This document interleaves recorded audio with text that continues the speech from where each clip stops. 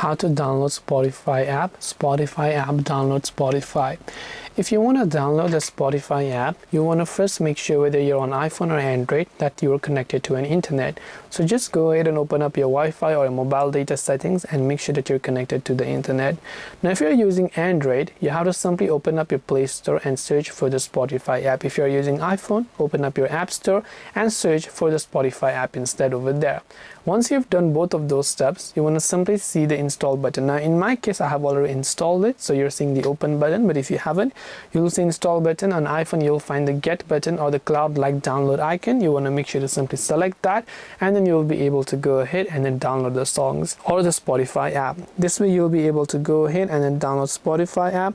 I hope that this video really helped you. If you have got any more questions, feel free to leave them down in the comment section below. As always, thank you very much for watching till the end of this tutorial, and see you soon as always in our next video.